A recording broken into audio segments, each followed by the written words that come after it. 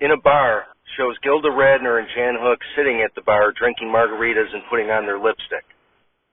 Phil Hartman, as a bartender, approaches them and asks, "Is there anything else I can get for my two favorite lipstick lesbian sisters?"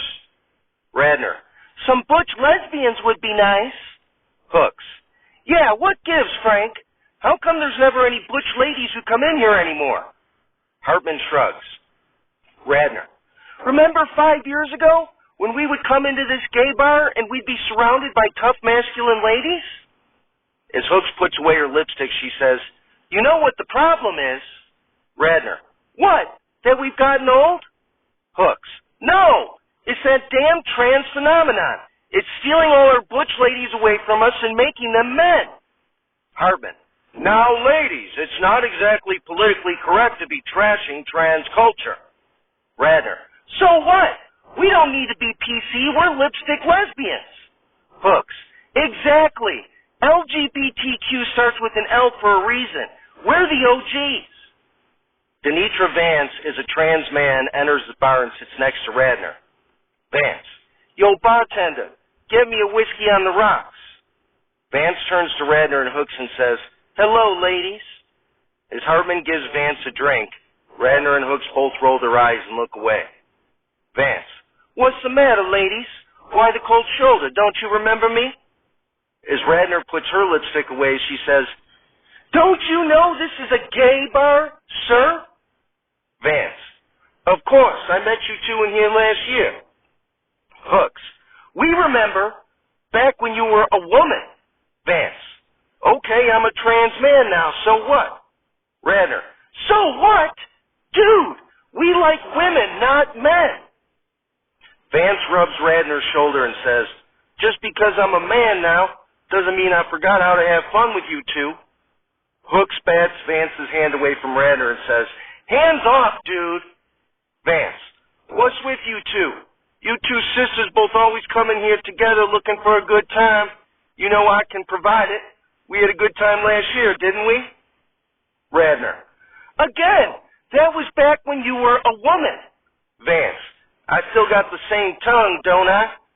As Vance rolls out her tongue, Hooks throws part of her drink in Vance's face. Vance, "That's right, I remember that you're a squirter." Hartman, "Now, ladies, that's no way to treat a trans customer. They're just as welcome as you are." Radner, "But he took away his pussy."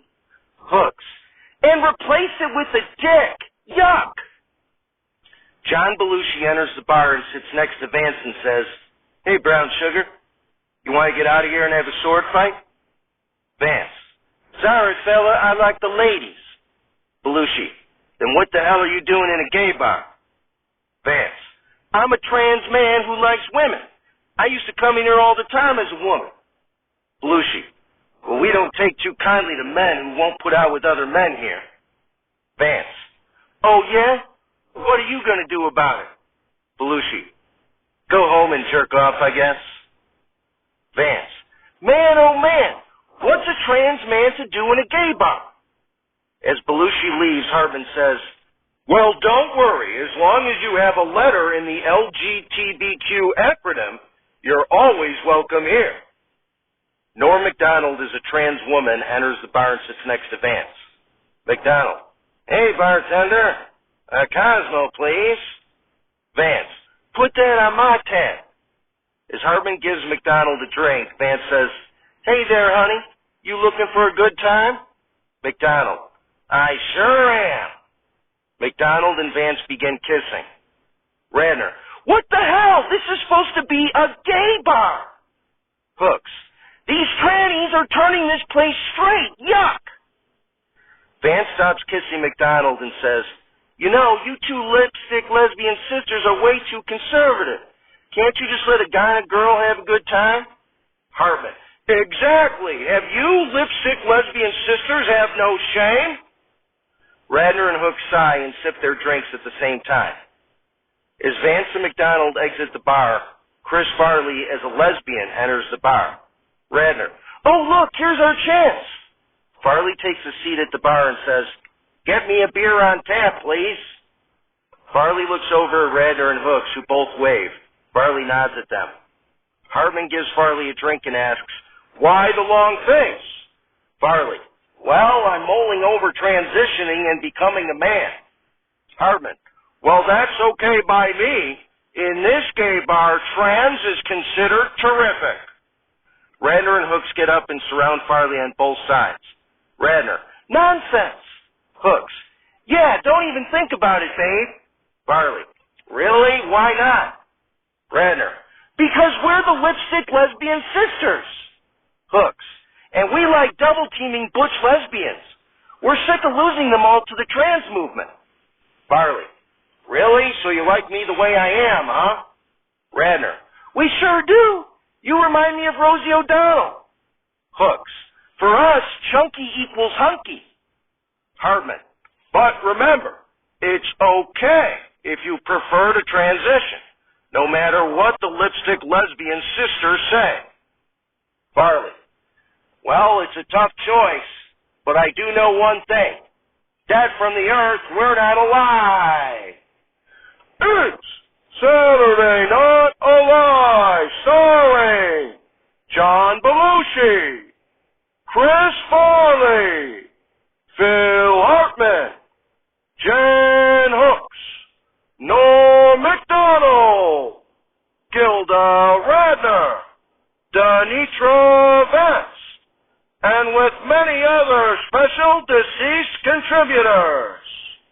Musical guest, Irish Grinstead, and your host, Sid Caesar. Everybody, Sid Caesar. Applause, applause, applause. Shows Caesar on stage who says, "Thank you, thank you. I was an actor, comedian, and writer. With a career span of 60 years, I was best known for two pioneering 1950s live television series, Your Show of Shows, which was a 90-minute weekly show watched by 60 million people, and its successor, Caesar's Hour, both of which influenced later generations of comedians." Applause, applause, applause. Caesar. Both shows were sketch comedy shows, which helped influence Saturday Night Live, which influenced this show, Saturday Night Alive. Speaking of SNL, I hosted the show in its 8th season, and during the show they gave me a plaque declaring me to be an honorary cast member of Saturday Night Live. Anyway, during my monologue on SNL, I talked about how the hardest part of doing show of shows was saying, "Good evening, ladies and gentlemen, welcome to Show of Shows." Because that was the only place in the show where I wasn't doing a character, and I had to be me. And now as I stand here today, when I think about what it means to be me, Norm MacDonald comes out holding a miniature plaque. MacDonald, "Sid, I hate to interrupt your monologue." Caesar, "What are you doing, kid? I was about to wax poetic about how much I've grown in the afterlife, about accepting myself for who I am." MacDonald, "That's all well and good, sir, you know.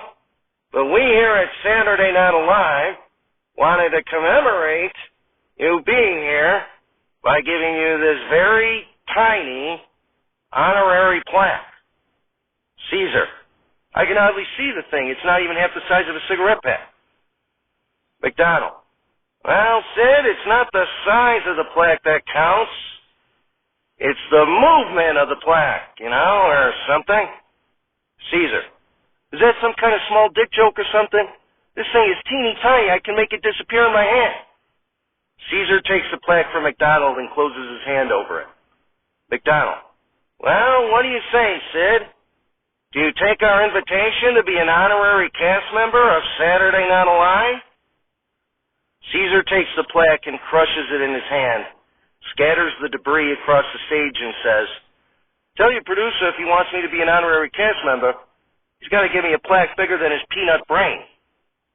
Anyway, folks, despite the small-minded attempt by this show at showing me appreciation, we have a great show tonight. Irish Grinstead of the group 702 is here, so get ready to find out where my girl's at. We'll be right back.